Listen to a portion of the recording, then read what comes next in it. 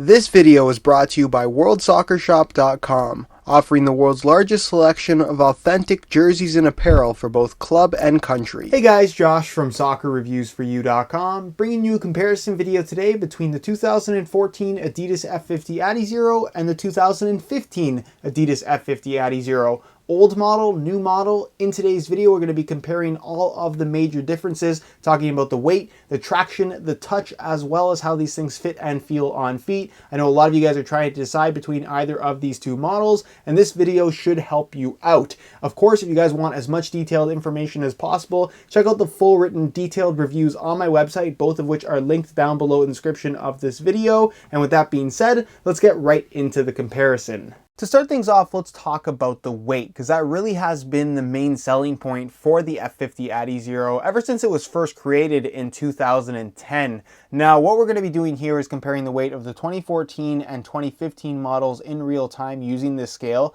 Keep in mind, these are both in brand new condition and both the exact same size 9 US, so this is a very fair comparison. We'll start off with the 2014 model, throw it on the scale, and you can see that they weigh in at 5.85 ounces, which is the equivalent of 166 grams. They truly do provide that weightless sensation on your feet. So change the scale back to ounces, pull these off, throw on the 2015 model, and you can see that these guys weigh in at 7.15 ounces, which is the equivalent of 203 grams. So as you guys can see, the 2015 model weighs over an ounce more than the 2014 or pretty much any of the previous F50 Adizero synthetic upper variations. Is this significant? Yes and no. If you're looking for that same weightless sensation, the new 2015 model simply does not provide that. With that being said, it's still a very lightweight shoe and pretty much on par with other high-end models from other brands such as the Magista Obra, the Nike Mercurial Superfly 4,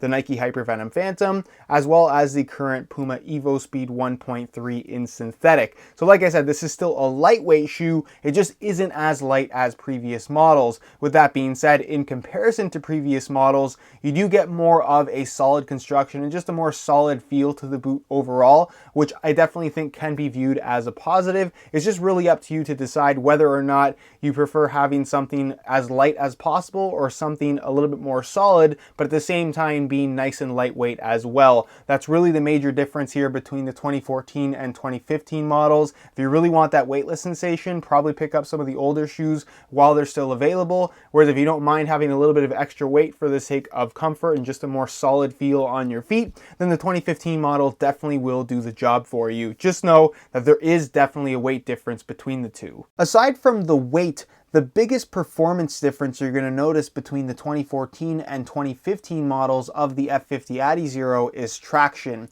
Now with the 2014 model, the firm ground variation, we got a stud pattern that was essentially an evolution of what we used to see on the original variations of the F50 Adizeros. Now the stud pattern in the heel features 4 triangular studs. You can see they're offset in terms of their size, bigger at the back, smaller towards the front. And then of course you do have the triangular bladed studs in the forefoot, 1 support stud in the middle, and 1 small little kind of toe pick bump right at the tip of the toe. Now the studs themselves are positioned in such a way where you had pretty good traction. They're narrow enough and just have a bladed shape that allows for them to dig into the ground really nicely and just provide good multi-directional traction in general. There aren't a ton of studs under your feet, as you guys can see, but for the most part, it performed really well. And if you're looking for more aggressive traction, which I think most people would be from an ultra lightweight shoe, it got the job done. No complaints from me whatsoever. Really actually enjoyed wearing this particular stud pattern. With that being said, for the 2015 variation, we've got something much more aggressive and significantly different than all past Adizero models. In the heel, you're going to notice a very unique looking 3-stud setup where you have 2 studs towards the back and then 1 bladed stud kind of supporting the 2 right there in the middle. As far as stability is concerned, I know that's something that a lot of people are going to ask about. No issues whatsoever. It actually feels quite normal while you're wearing them, and you do get a very aggressive plant when you step into the ground, especially if you are on nicer firm ground natural grass playing surfaces. Really good at the back, no issues whatsoever. In the front, that's where it's particularly unique in that, as you guys can see, it has a very interesting aesthetic to it. This was modeled after a sprint spike, and essentially what they've done here is they've given us the traditional 6 studs that you'd expect on an F50 Adizero with all kinds of very sharp, very aggressive blades scattered through the middle as well as in between, almost in a spine-like formation, as you guys can see.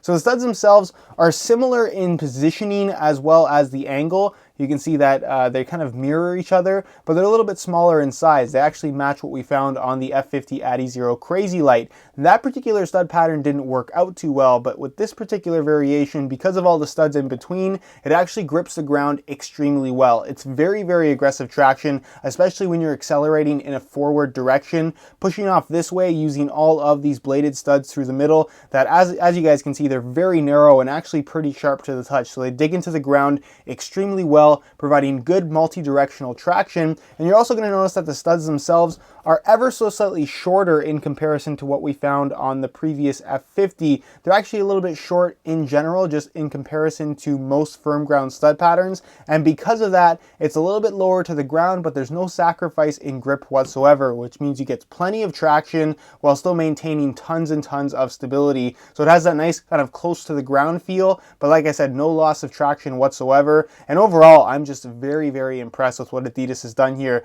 This is, in my opinion, a definite improvement coming from the previous F50 model. Obviously, it is a little bit off the wall as far as design is concerned, but in terms of performance, once you try this thing out, I think for most people at least, they're definitely going to have a strong preference for the traction that the 2015 model provides versus what we got from the 2014 variation. So if you want something a little bit more simple, kind of a more traditional bladed stud pattern, the 2014 model is definitely the way to go. Whereas if you're looking for as much grip as possible, a very aggressive type of stud pattern, then the 2015 model is definitely what you're looking for. As far as uppers go, despite looking quite different from each other, the overall feel and performance and actual materials that they've used are pretty much the same. There isn't much separating the 2014 and 2015 models. Now you can see I have 3 different shoes here, and that's because we saw lots and lots of variations of the 2014 F50. We saw the regular variation, which is what I have right here, where you had the speed foil in the heel. That honestly didn't do much. It was just more lightweight structure for the rear portion of the shoe. It's not something that you really notice while wearing the shoe.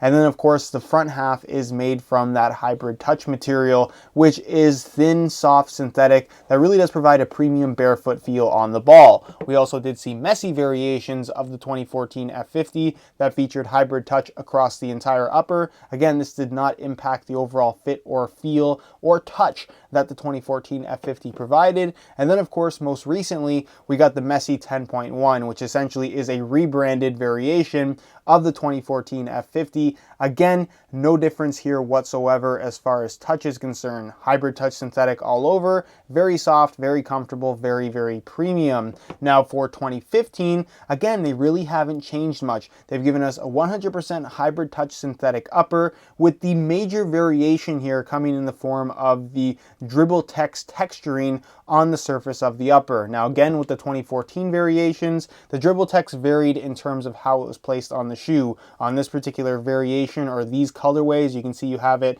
in the pink areas right here. It's a very, very fine texturing on the surface that just provides a little bit of additional grip on the ball. On this particular colorway, there really isn't much of anything other than a very fine clear coat on the surface that you can barely see and hardly feel. And then of course on the 10.1, again, you have some minor texturing in the form of this kind of zigzag graphic on there, but for the most part, there isn't a ton of additional grip on the ball. You get the thin feel of the hybrid touch, and that's about it. In the case of the 2015 model, you get what they call their ghost graphic, or the snakeskin print, which essentially is entirely made from that dribble text material. It's very, very significant in terms of how you can feel it on the shoe to the touch when you run your finger along the upper, but in terms of on the ball grip, it's not something that you honestly notice all that much. They'll feel a little bit grippier than usual the first couple of times that you use them, but honestly, once you get used to how they feel, it's not something that bothered me or really impacts the overall performance of the shoe in any way at all. So if you are planning on buying any variation of the F50 Adizero in the synthetic upper variation, I would strongly recommend just kind of going into it with the expectation of having that barefoot sensation on the ball. They're soft, they're thin, they fit extremely well, and like I said, if you're looking for that thin feel on the ball, that's exactly what you're going to get with either the 2014 or 2015 model. There really isn't a major difference between the two. Alright, so here's a look at the 2014 as well as the 2015 models of the F50 Adizero on feet. The major difference between these two shoes when it comes to feel on your feet is that the 2014 model feels a little bit lighter, of course, while the 2015 model just feels more substantial. It's still thin, it's still not a bulky shoe by any means, but the heel liner is twice as thick, the insole is thicker, the outsole is thicker, it's a little bit more flexible, and it just feels, like I said, more substantial, more solid on your feet. I personally prefer that type of feel, but again, it's a matter of your preferences in terms of which one is going to be the one that you are going to like best. As far as the overall fit is concerned, again, they aren't too different from each other. They're both tighter fitting shoes. They both have the exact same hybrid touch synthetic upper, which feels great from right out of the box and gets better after some break-in time. It's thin, it's flexible, and just feels very, very natural on your feet. Because of their tighter fit, neither of these shoes are ideal for very wide feet, but they will fit most people. So as long as you don't have excessively wide feet, you shouldn't have any issues fitting into either of these two shoes. But I will say, in terms of width, that the 2015 model does come across as slightly wider all the way through. So if you do want the wider of the two options, the new 2015 model is definitely the way to go. Although, like I said, neither of these two shoes are particularly wide. As far as sizing goes, I'm wearing a size 9 US in both models, and they both fit extremely well. So if you are looking to order either the 2014 or 2015 variations of the F50, just know that they both run true to size, and I'd strongly recommend going for your normal size in order to achieve the best possible fit. So again, as far as on-foot feel is concerned, they're not too far off from each other. The biggest difference is, like I said, the slightly wider feel of the F50, the 2015 model, as well as the just more substantial feel of the 2015 model. So again, not too far off from each other, just some very minor differences. Alright guys, this is for my comparison between the 2014 and 2015 F50 Adizero models from Adidas. Both fantastic shoes, you really can't go wrong either way, and hopefully this comparison video made your decision that much easier. As far as which is my favorite of the two, I will say that I definitely do prefer the 2015 model. I wish it was in the same weight range as the previous F50 Adizeros, but with that being said, with the increase in weight, they did increase the overall structural integrity of the shoe. It definitely does feel more substantial and more solid on your feet, which I personally don't mind. They're light enough for what I personally like. They're comfortable, they're responsive, they fit really well. I like the barefoot sensation that you get from the hybrid touch upper, but for me, my favorite feature of the new 2015 F50 is definitely the new sole plate and stud pattern. It's extremely aggressive traction, very low to the ground, very stable, and just performs extremely well. It's everything that a lightweight shoe should provide in terms of traction, at least in my opinion. So if you want a lightweight feel with great traction overall, the 2015 model is definitely the way to go. Whereas if you're just looking for great overall performance in the most lightweight package possible, the 2014 model is definitely still worth a look and still a very viable option as far as performance is concerned. So in this particular situation, newer doesn't necessarily mean better depending on how you look at things. So again, that's pretty much it, guys. If you want more detailed information on either of these two shoes, check out the full written reviews on my website, both of which are linked down below in the description of this video. On those review pages as well, you will find buy it now links for both of these two models with exclusive SR4U coupon codes, where you will be able to pick them up below their retail price. You can actually pick up the 2014 F50s on sale for really good prices right now. So if you're interested in scooping some of these up, do it while you can, because they won't last long. It's one of those shoes that definitely is not going to sit on the shelves for months and months and months. With that being said, if you have any questions at all regarding either of these two shoes, leave them down below in the comment section. I definitely will get an answer out to you. Also, suggestions as far as other comparisons that you'd like to see, leave them down below in the comments as well. I take a look at everything you guys have to say. If you enjoyed today's video, found it helpful and informative, be sure to support it with a like. Subscribe if you haven't already for daily videos on all the latest and greatest soccer gear. You can find all my social media information down below in the description as well. And other than that, guys, hope you enjoyed today's video. And as always, thanks for watching.